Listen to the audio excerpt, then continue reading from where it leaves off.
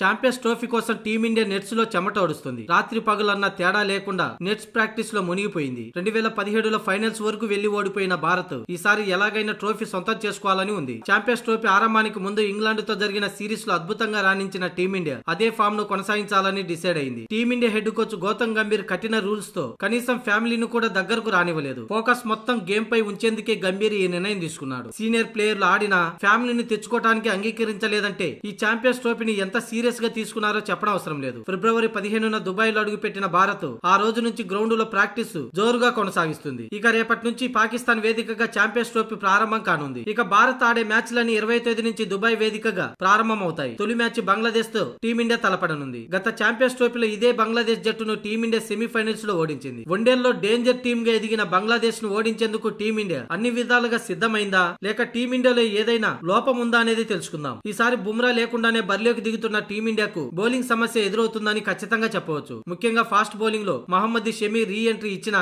ఇంకా పూర్తి స్థాయిలో కంబ్యాక్ మాత్రం ఇవ్వలేకపోయాడు. అలాగే హర్షదీప్ సింగ్, హర్షిత్ రాణా ఈ ఇద్దరికి వన్డేల్లో అనుభవం తక్కువ. ఈ క్రమంలోనే పేస్ విభాగం టీమిండియాకు కాస్త ఆందోళనగా మారింది. ఒకవేళ షమి ఫామ్ లోకి వచ్చి అలాగే డెత్ ఓవర్లలో హర్షదీప్ సింగ్ రాణిస్తే భారత్ కు తిరుగు ఉండదు. మొత్తానికి ఈ ఇద్దరు ఫామ్ లో ఉండడం ప్రత్యర్థుల కీలకమైన వికెట్లను తీయగలిగితే టీమిండియాకు తిరుగు ఉండదు. ఈ మధ్య ఇంగ్లాండ్ తో టీమిండియా బ్యాటర్లు ఫామ్ లోకి వచ్చారు. అలాగే ఆల్రౌండర్లు జడేజా, అక్షర్ పటేల్ కూడా అటు స్పిన్ బౌలింగ్ తో పాటు ఇటు బ్యాటింగ్ లోనూ రాణిస్తున్నారు. ఇక టీమిండియాలో ఏదైనా ప్రాబ్లం ఉందంటే అది ఫాస్ట్ బౌలింగ్ విభాగంలోనే. తొలి మ్యాచ్ ప్లేయింగ్ 11 లో మహమ్మద్ షమి, హర్షదీప్ సింగ్ తుది జట్టులో ఖాయంగా కనిపిస్తుంది. అందుకే ఈ ఇద్దరు రాణించడం పైనే టీమిండియాకు విజయ అవకాశాలు మెరుగవుతాయి. ఎందుకంటే ఈ మధ్య కాలంలో దుబాయ్ లోని ఇంటర్నేషనల్ క్రికెట్ స్టేడియంలో ఫాస్ట్ బౌలర్లదే కీలక పాత్ర. అక్కడ ఎక్కువ వికెట్లు ఫాస్ట్ బౌలర్లకే దక్కాయి. ప్రస్తుత టీమిండియా స్పిన్నర్లపై ఆధారపడి ఉంది. అక్కడ పరిస్థితుల్లో మార్పులు వచ్చి స్పిన్నర్లు చేతులెత్తేస్తే అప్పుడు టీమిండియా విజయ అవకాశాలు ఫాస్ట్ బౌలర్ల చేతుల్లో ఉండనున్నాయి.